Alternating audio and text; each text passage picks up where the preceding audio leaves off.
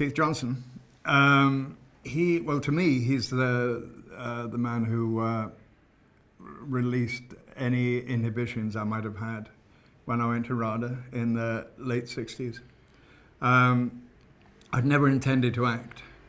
I went to art school, and then I did a course to teach art, and the subsidiary course I took was drama, because I was told that was the easiest course to do, that required the least amount of work. But over the 3 years, I was painting less and acting more. Somebody saw me act who'd been an actor, he'd been to RADA, was a tutor at another college. And he said, "Have you ever thought of being an actor?" And I said, "No." And he said, "Well, I think you should, and I think you should go to RADA." And I was accepted at RADA, and they gave me a scholarship because I'd already had my grant for the other training I'd done. And I came to live in London, and it was really the beginning of it all for me. I hadn't harbored a dream to be an actor. And so I went to RADA with not knowing what I was doing or what RADA would do for me. It was a wonderful time, but it wasn't without its struggles and opposition, even from the odd tutor in RADA who didn't think I would ever make anything of myself. One of the people who had I think not from anything he did, but what he enabled me to do, and that was Keith Johnstone. It was, I don't think it happened in other drama schools. It was an idea of Hugh Crutwell's to get Keith in and to, I think, show students that there's another way to approach work. And I think that's what it was for. It wasn't an end in itself. It was to release inhibitions, I think the most important thing, and the thing that I recognized at the time, was it was working with other people.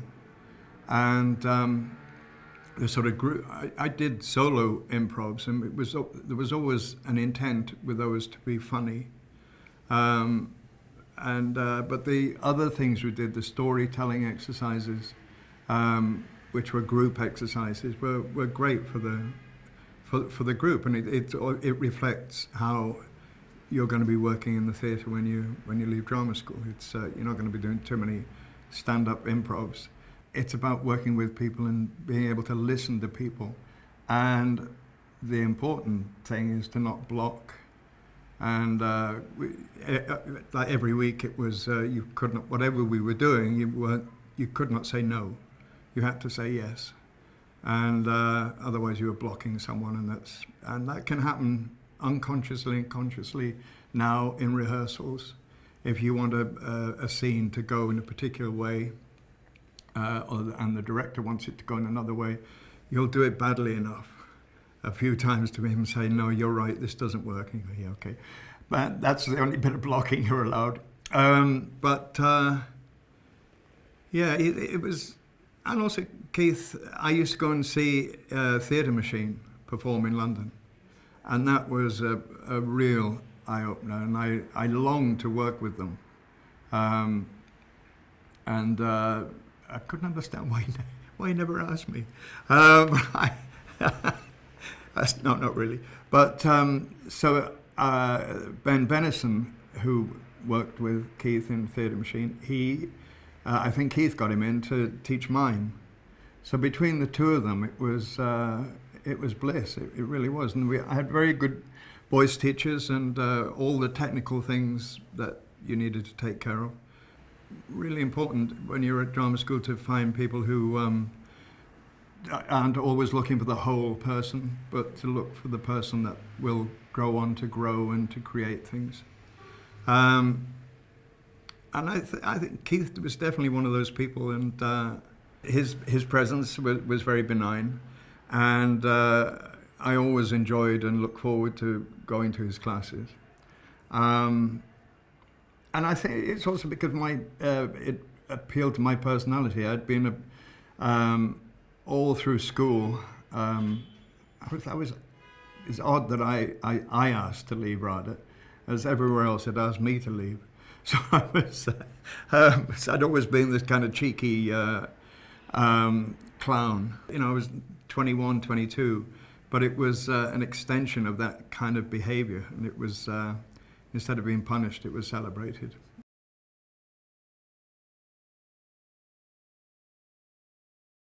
No, I wouldn't say he was radical. He wasn't there to disrupt the system. He was there to add to it at a different level, in a different way. It wasn't a very radical. I don't know how you be radical in a place like RADA. It's to provide you with the skills and the opportunities to go out and be radical. I liken RADA to my experience at art school, because it provides you with the skills to then create. And I think there was no real need for it being radical. It was about learning your craft.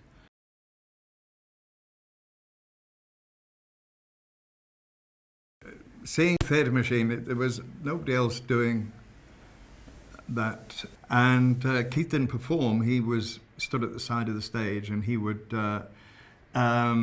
maybe make suggestions about, you know, if it was a change of action thing or something, where he'd call out now or something. And he'd take lots of suggestions from the audience. And there was a sense of controlled anarchy, if that's at all possible.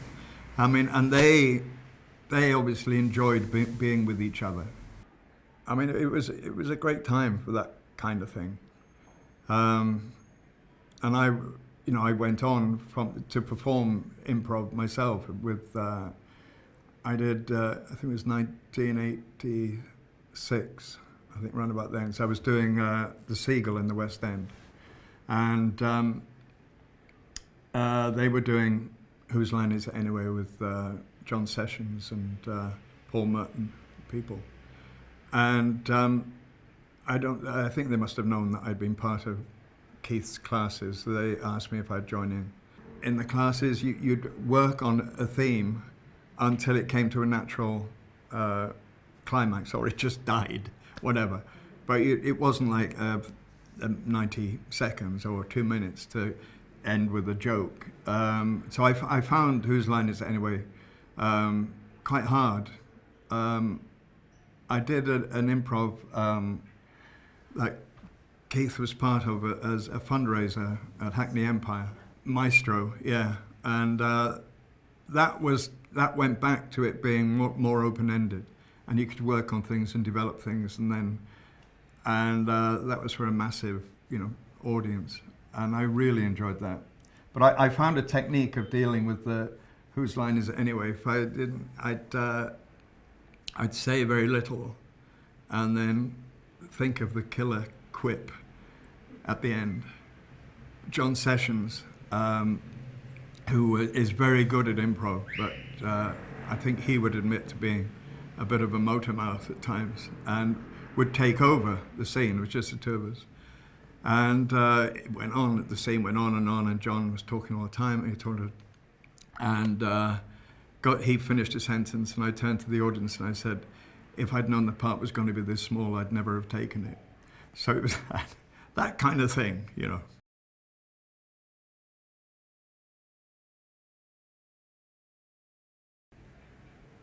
was in you. I didn't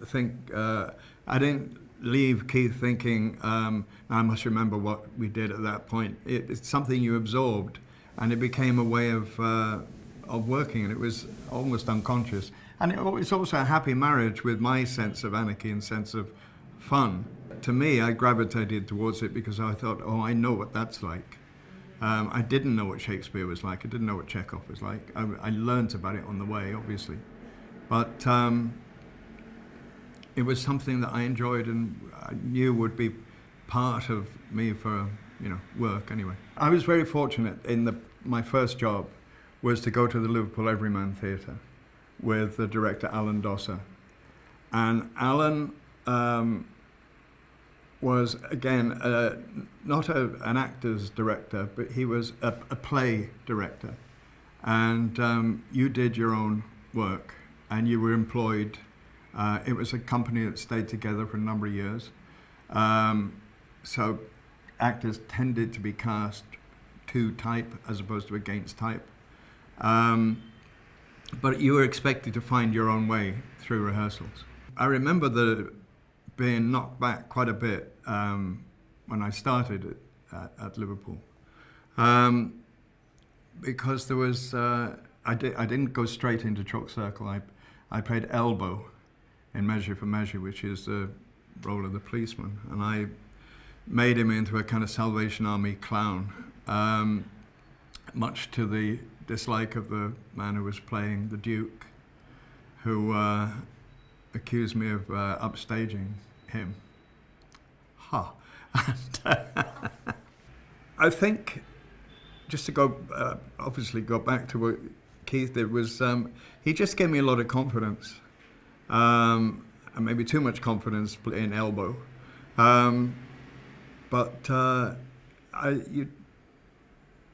With working with Keith and the combination of him and Alan Dosser made you fearless and made you think there's nothing I can't do. Good or bad, I'll still attempt it. And that's why my career has been like that. You know, I think doing those classes made you think there was nothing you would be afraid of doing, and that's how my career has gone. That I've done things. I've always tried different things, even sort of getting to age 40 plus and doing my first musical, and it didn't.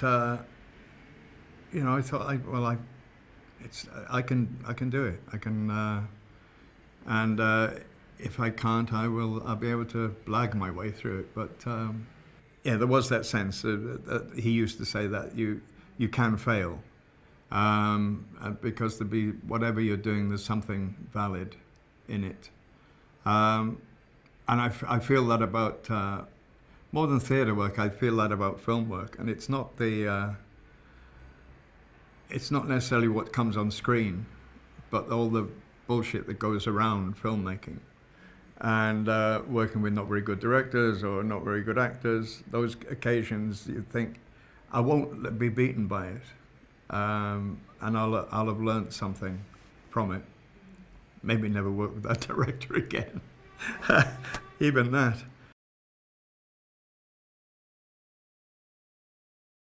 It's not something you think of at the time. At the time, you're fulfilling a role, and you're Terry especially, and he used to say it himself, that he knows nothing about acting, and like Alan Dosser would implore you to, you do your job and I'll do mine, and yeah, no, Terry is an enabler. If you go with it, it can be great. If you at all confused by the fact that he isn't giving you any direction, you'll sink. I mean, for a lot of Brazil, I didn't know what was going on behind me. And you see the rushes or something, you realize he's created a huge fire of burning tires and all mad things going on, or people playing basketball for no reason. But it's if you go with it, it's wonderful. And you also, if you offer things. And we used to rehearse Brazil. Most nights we'd rehearse the next day's work and improvise around the text, and we'd rewrite the text. And it was interesting that Terry's initial impulse for Brazil was more to do with the dreams and the fantasy. And we started by making the reality scenes first, and as we went through those, he began to feel he had less need for the fantasy.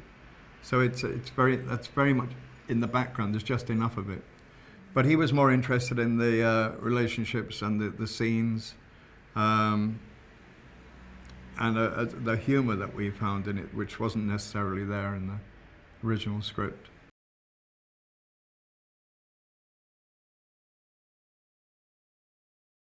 I think maybe it was more important the younger I was that I did tend to, I would do very little in rehearsals until I felt it was right.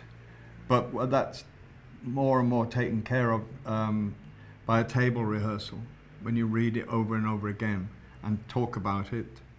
And so that when you do stand up, most of the questions that you're going to ask about your character or the way it's written have been taken care of, and you can just get on with being. Well, this play I'm doing now, The Height of the Storm, it's a script that when I read it for the first time, I didn't understand it at all.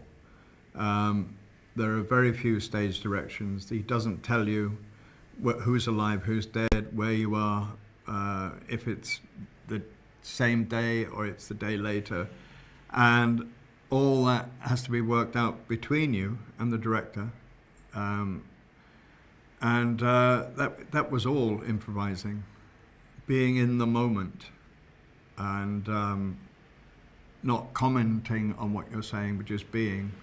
So there's no, you're not being reflective when you're speaking, because that implies a history that you think you know that the other person doesn't know, and it's not helpful.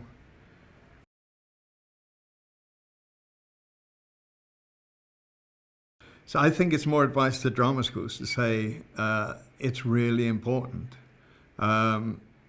that for everything that you do, if you get it in drama school, when you get into a situation where you're like you reminded me, where you're allowed to fail, just mess things up, they have no reason other than that moment, everything else you do, all the technical stuff, it will all come together within that, and it will inform your technical work. You know, there's all kinds of methods that, frankly, techniques that the books are written and the people make a great living out of, developing methods of working, and half of them, or all of them, I find to be avoidance techniques.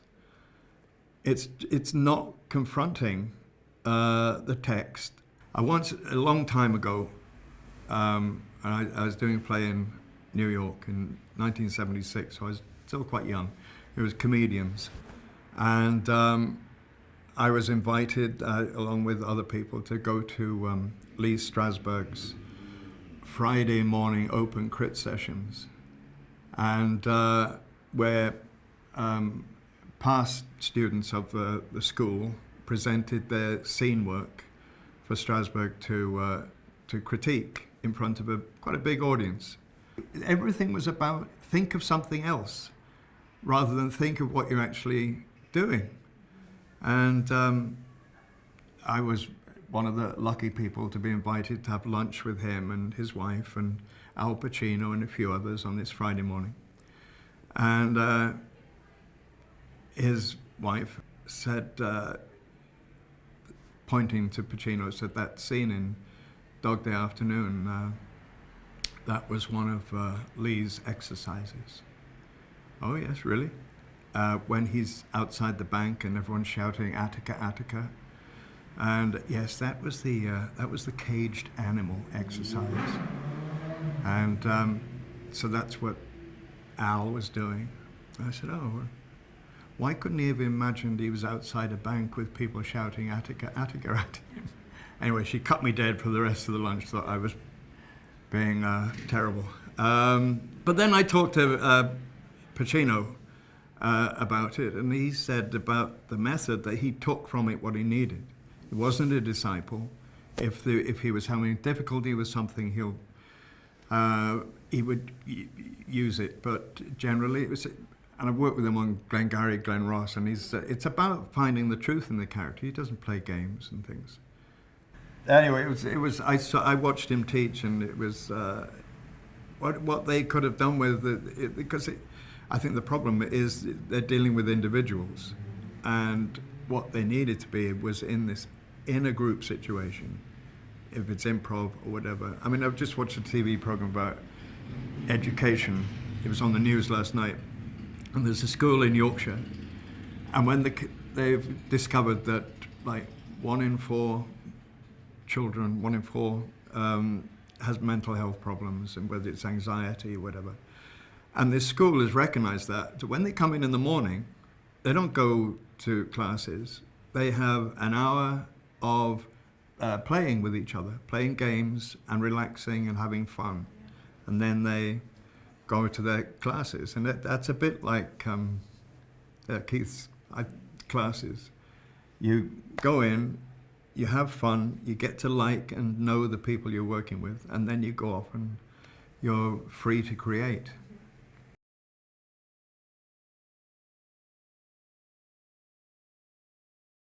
In class, like I said before, I think unless you edit it out, you'd run a scene until it died, and you weren't encouraged to. I don't think so anyway.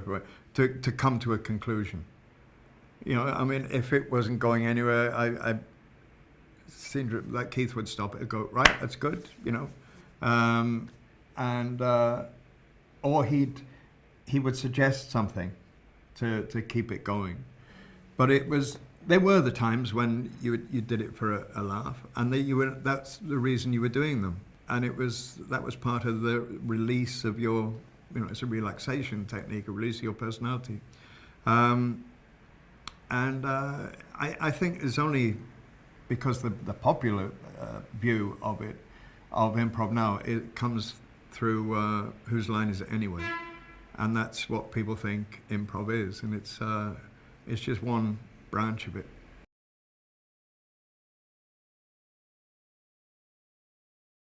Every job is different, and I suppose that if there's any link back to improv or I still enjoy it, you know, and it's no, there'll always be something I will get out of it and can contribute to it. I mean, because you know, this play you'll see tonight is people find it incredibly moving, and they expect me to be on the floor in my dressing room, beating my heart out, and it's like it's what I do. That's the only good thing Strasberg said to me when I watched him take a class, and then I had lunch with him in his office, and we both had a sandwich. And so I said, Mr. Strasberg, I'm doing this play on Broadway 8 times a week. I've never done anything for this length of time. Do you have any advice on how I should approach it to keep recreating? And he said, he had a sandwich in his hand, and he said, "You do it."